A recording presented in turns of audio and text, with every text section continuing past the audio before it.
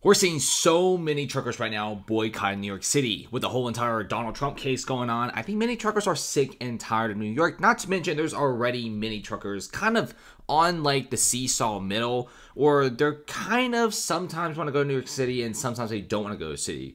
But now New York City has crazy high tolls. They just implemented a brand new $15 toll from Jersey to Midtown Manhattan. Wow, that's pretty expensive. Like, come on, New York. And of course, there's speed traps everywhere, tickets everywhere, there's cops everywhere. New York's just a massive turnoff for many truckers in general. But after the Trump case, a lot of the truckers are like, you know what, just screw it. We're never going back. We are done. So check this out.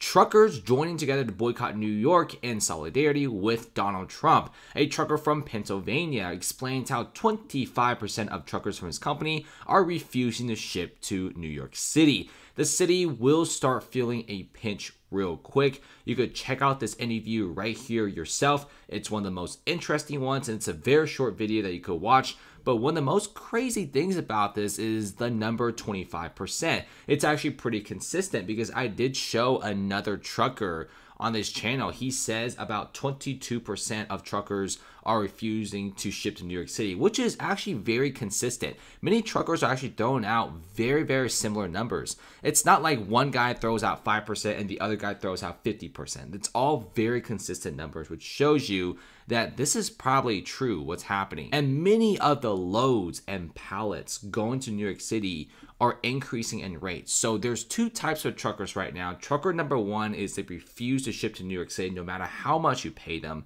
And trucker number two, which still respect to because they got to make money, is willing to ship to New York City simply because the rates are so incredibly high. What this trucker says is legit with no sugarcoating on top. Not everyone's going to New York. And at the same time, there's also people who want to make money, right?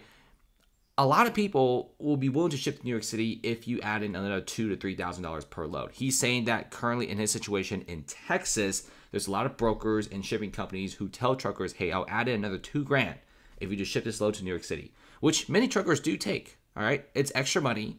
They need to feed their families. They need cash. Hey, just make some money. It's a win-win anyway.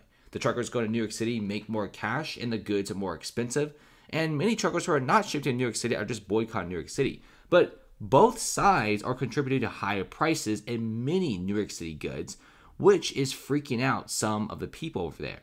But overall, like I said, with any sort of boycott, you won't be seeing price increases right away. You're not going to be seeing empty shelves in New York. You're going to be seeing price increases, and that's going to cause some pretty big problems. And look at this. Kevin O'Leary is now calling out potential seizure of Trump's assets as something that happens in Venezuela, not New York. O'Leary even warned that many of the people in New York City are leaving, and they're not making a big fuss about it either. Many rich people are doing what they call a quiet exodus of capital. They're taking money without saying a word, and only celebrity investors are the ones saying stuff, like Grant Cardone, Kevin O'Leary. Many of the other very wealthy developers and investors, they just leave. They don't say anything. They don't talk to anyone. They don't complain. They just leave. They leave with their money. Because when you pluck anyone off the side of Manhattan and charge them with fraud, something which they didn't do, of course investors are freaked out about it. New York is basically on its last legs right now.